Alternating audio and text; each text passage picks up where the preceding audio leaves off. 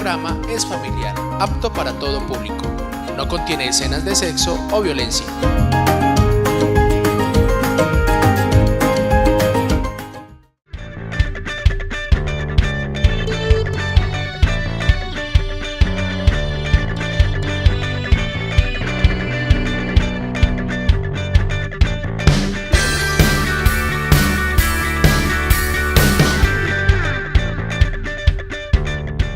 Cuenta la historia que un leñador fue contratado para trabajar en un bosque. El primer día, el leñador se levantó muy temprano, muy contento, con la intención de cortar una buena cantidad de árboles. Mientras estaba ejecutando su labor, pasó un niño a saludarlo. Este niño le indicó que él vivía por ahí cerca y que ese era el recorrido que él hacía a diario para llegar a la escuela. El leñador continuó su labor muy contento. Al finalizar el día, contaron y había cortado 18 árboles. Fue una buena cantidad para el primer día. El capataz lo felicitó y basado en esa sensación de motivación, el leñador decidió levantarse el segundo día un poco más temprano para superar esa cantidad de árboles cortados. Cuando se encontraba en su labor, nuevamente pasó el niño que iba para la escuela y lo saludó muy amablemente. «Buen día, señor leñador». El leñador respondió: «Buen día, niño, que te vaya muy bien en la escuela».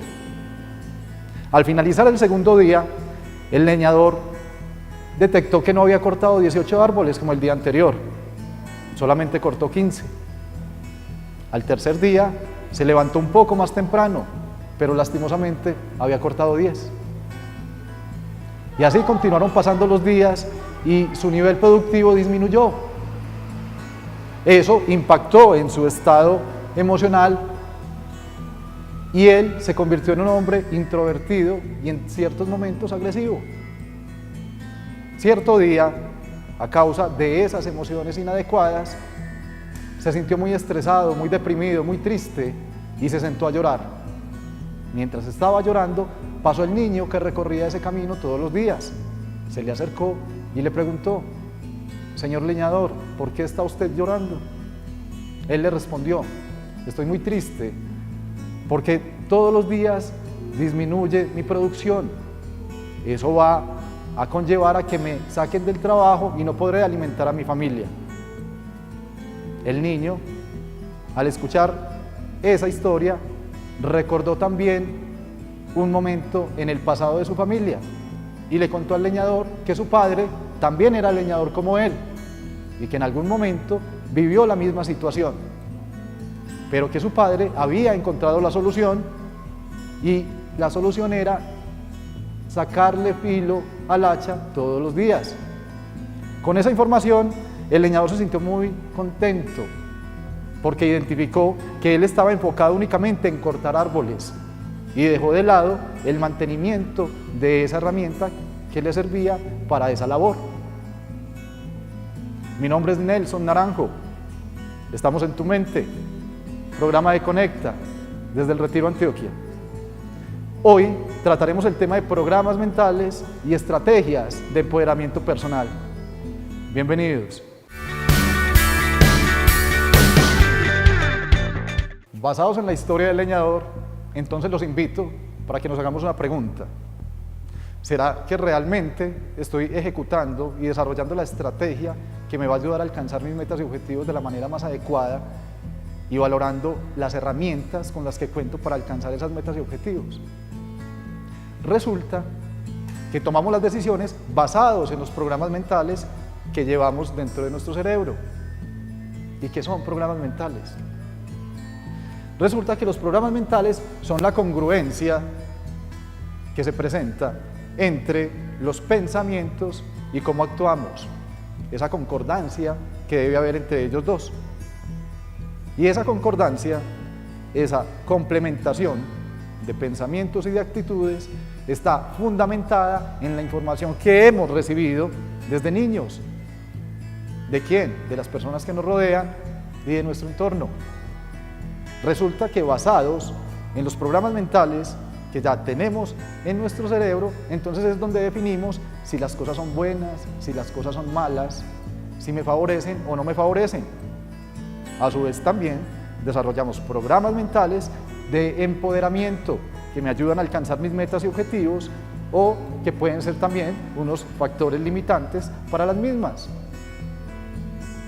Programas mentales también son el temor, el miedo, las ansias, emociones inadecuadas que generamos luego del pensamiento. ¿Cómo se forman entonces los programas mentales? Nuestro cerebro está compuesto por unos elementos denominados neuronas.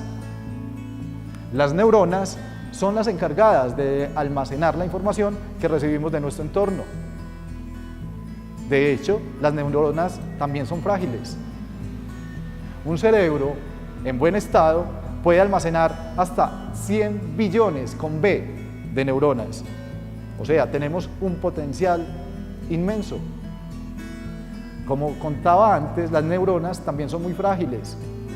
Y entre múltiples factores que ayudan a eliminar neuronas, voy a resaltar 3. Uno de ellos son los golpes. De hecho, como ejemplo les tengo, los boxeadores profesionales, cuando tienen una avanzada edad, luego de tantos impactos que han recibido, golpes en su cabeza, pueden desarrollar enfermedades como Parkinson, problemas de habla, problemas de memoria, problemas psicomotrices, todos relacionados con el tema neuronal. Otro factor que también impacta demasiado en el desgaste de las neuronas es el tema del alcohol. No es extraño escuchar a personas que beben con frecuencia decir me enlaguné. ¿Qué están indicando con esa frase? Que quedaron vacíos, de los que ellos no recuerdan qué fue lo que hicieron o lo que dijeron. De hecho, hay casos tan críticos en cuanto a los vacíos o lagunas mentales que se generan con el alcohol, que muchas personas luego de que pasan ese estado de alicoramiento despiertan en el hospital o en la cárcel porque han actuado de una manera inadecuada. El tercer factor, y que de hecho también se convierte en un factor muy crítico, es el tema de las drogas inhaladas. La caja craneana, la que contiene nuestro cerebro, en la parte posterior a las fosas nasales, está hecha con hueso cartilaginoso, similar al hueso de la punta de la nariz. Y cuando la persona inhala químicos, empieza a generar poros en ese hueso cartilaginoso. Y entre más inhala químicos, esos hoyitos se van ampliando, esos poros se abren, permitiendo que los químicos pasen directamente de nuestro cerebro. Al pasar directamente a esa área, van eliminando y eliminando muchas neuronas. De hecho, se puede llegar a estados críticos como la esquizofrenia, donde la persona no sabe qué realidad está viviendo, puede vivir múltiples mundos. Resulta entonces, y basados con esa información, de que las neuronas almacenan la información que llega a nuestra mente por los sentidos. ¿Y qué es lo que suele suceder? Cuando una neurona recibe cierta cantidad de información, se llena. Cuando se llena, toca a otra neurona y así sucesivamente se va formando un camino que se conoce como red neuronal.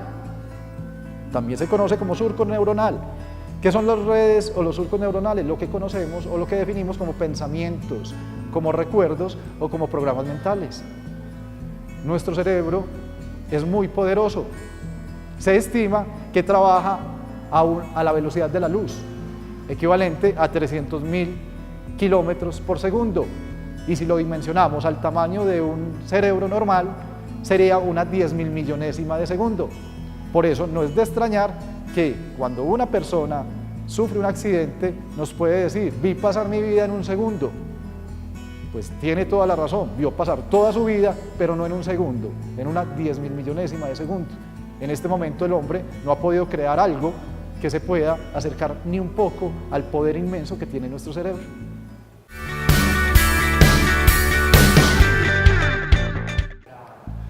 Estamos hablando de los programas mentales. Resulta que los programas mentales tienen un alto impacto en nuestra toma de decisiones y también repercuten en nuestra salud. Aquí tengo un cuadro explicativo que les voy a describir. Resulta que nosotros generamos un pensamiento.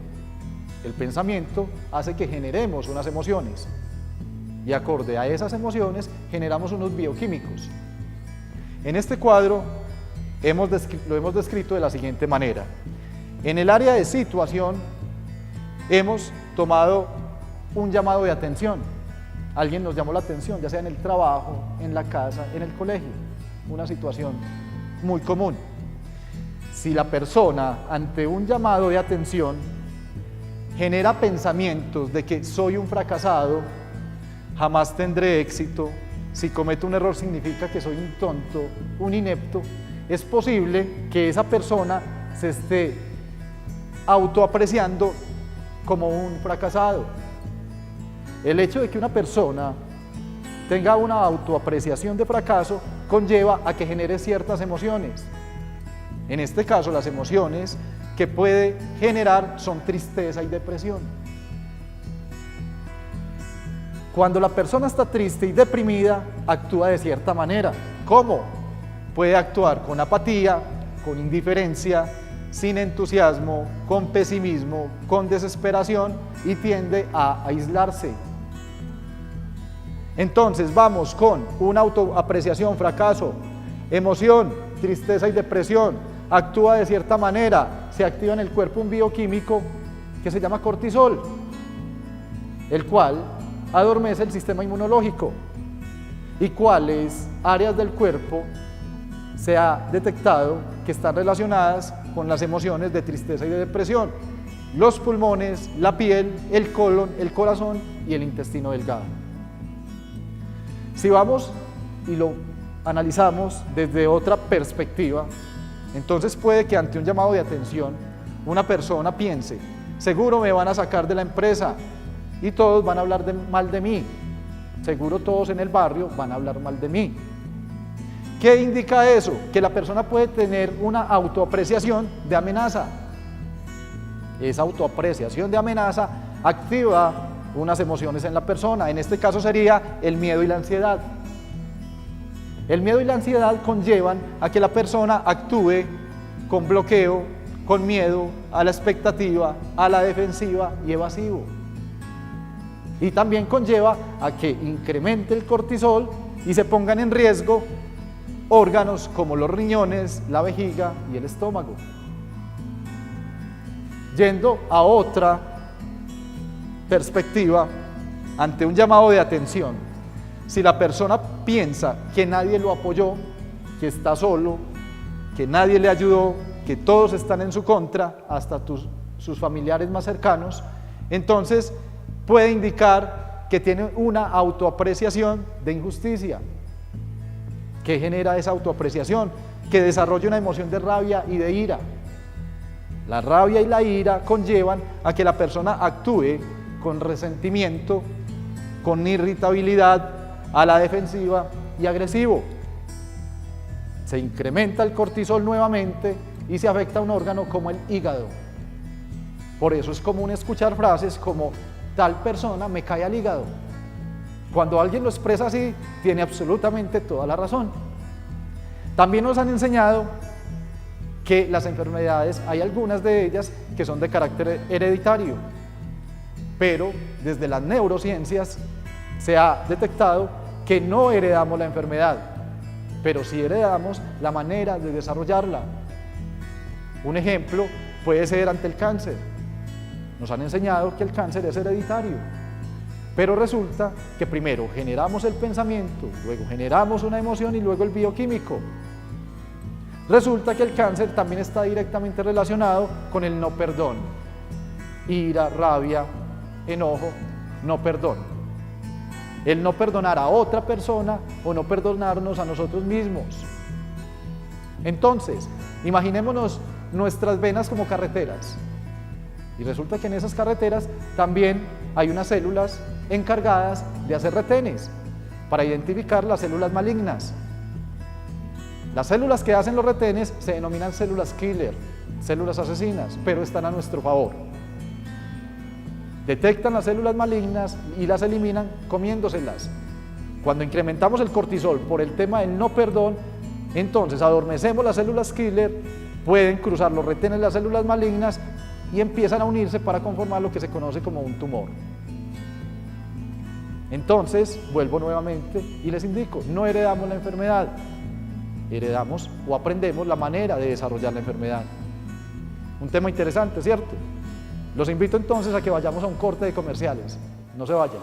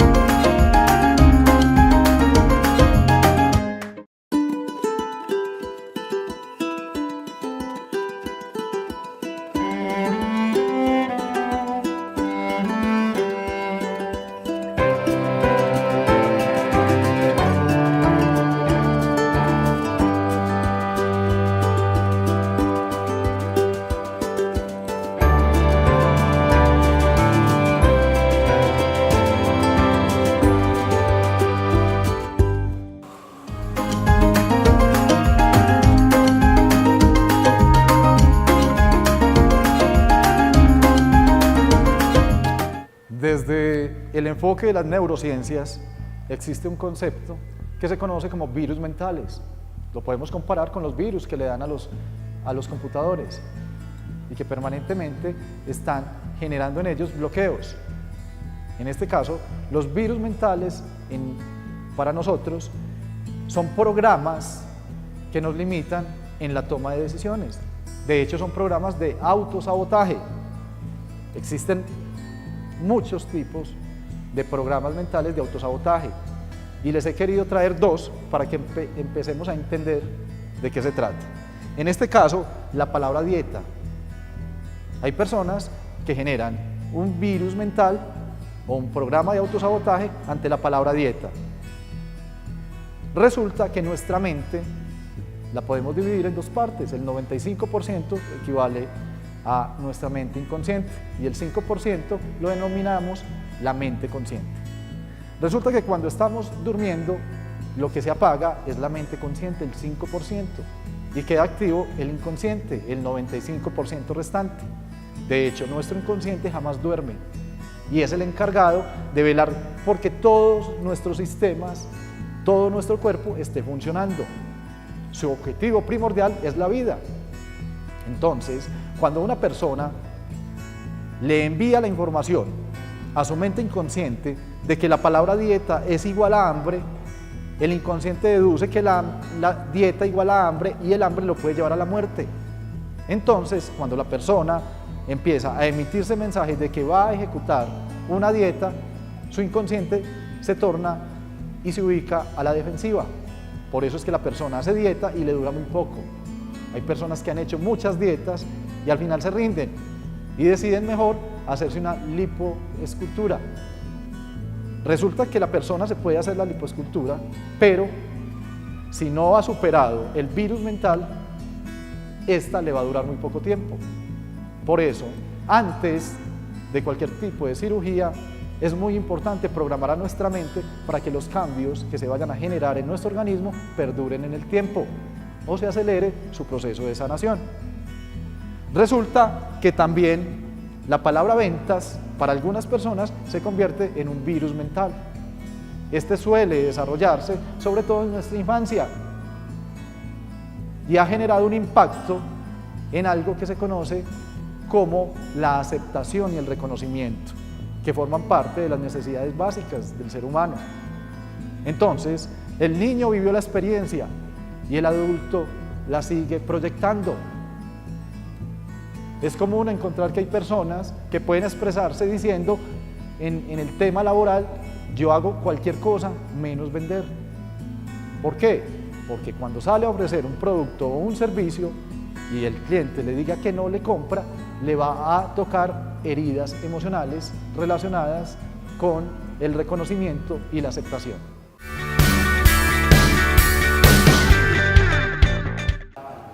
El tema de hoy ha sido los programas mentales.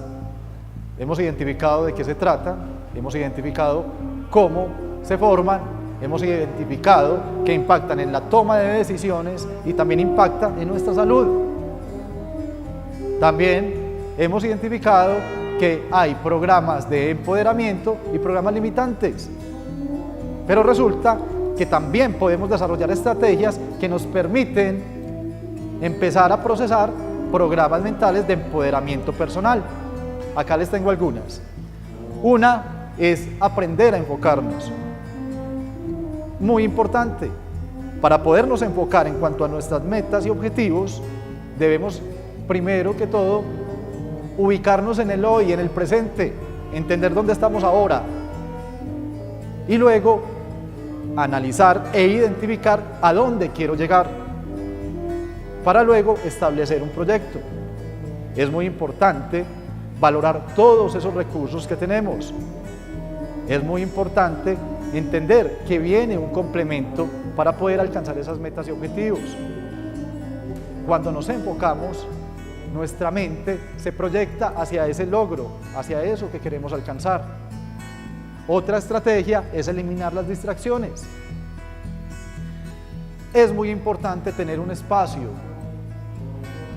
adecuado para que en un momento diario siempre empecemos a trabajar en nuestras metas y objetivos ubicándonos en ese lugar, evitando tener muchas distracciones visuales. Hay personas que adornan sus espacios de trabajo y cuando sus ojos perciben esas imágenes se dispersa, se distrae.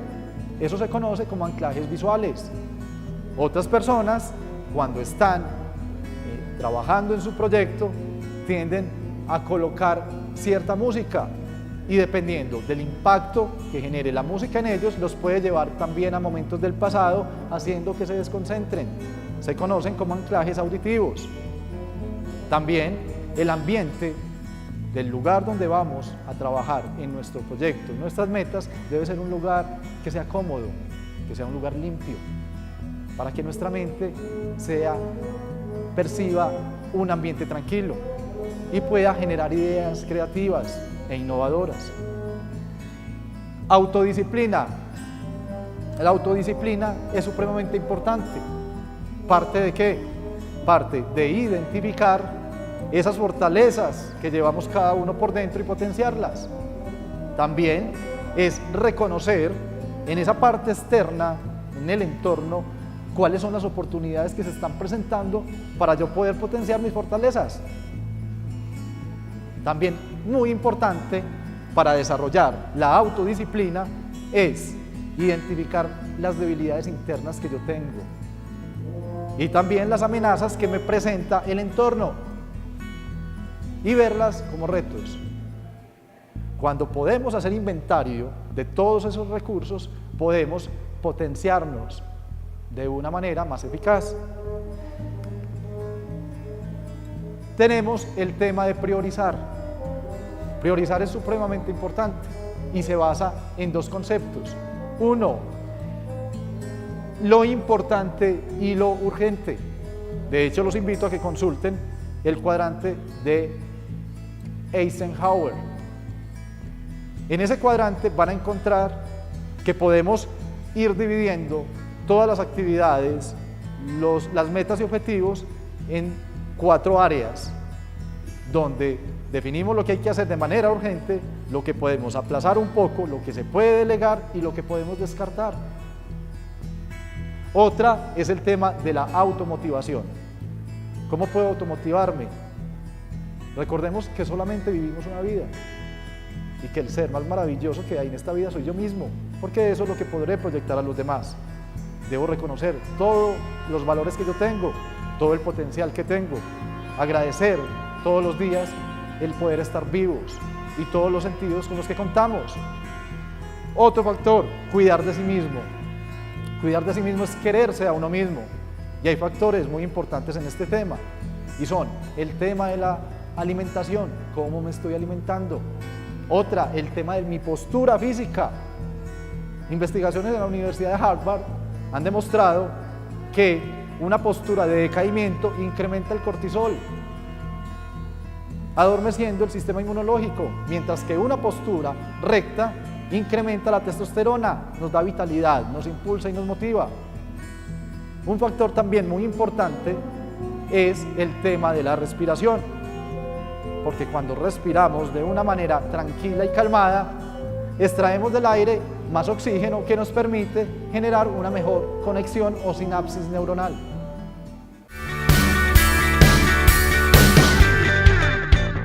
Las estrategias de las cuales hemos acabado de hablar son realmente muy impactantes. De hecho, cuando nosotros empezamos a generar cambios basados en esas estrategias, mejoramos inevitablemente la calidad de nuestra vida. ¿Cuáles son los beneficios de desarrollar estrategias de empoderamiento personal? Aquí tengo algunos. Eliminar las creencias negativas. Programas mentales que llevábamos desde nuestra infancia, cuando empezamos a cambiar actitudes y pensamientos, los vamos eliminando. Nuestro inconsciente lo elimina de manera automática. Otro, aprender a enfocarnos, aprender a mirar hacia el futuro sin miedo y sin temor. Entender que todas las metas, los proyectos, los objetivos parten de algo que se conoce como sueños y que los sueños luego se convierten en metas, y para poderlos convertir en metas solamente hay que hacer algo, y es ponerle tiempo. Cuando le ponemos tiempo a nuestros sueños, lo convertimos en metas. Otra es desarrollar pensamiento productivo. Cuando estamos bien enfocados, cuando pensamos positivamente, empezamos a formar estrategias que nos van llevando paso a paso al logro de las metas y objetivos de una manera productiva. Estuvimos en Tu Mente, un programa de Conecta Televisión desde el Retiro, Antioquia. Muchas gracias por acompañarnos y quedan cordialmente invitados para el próximo programa.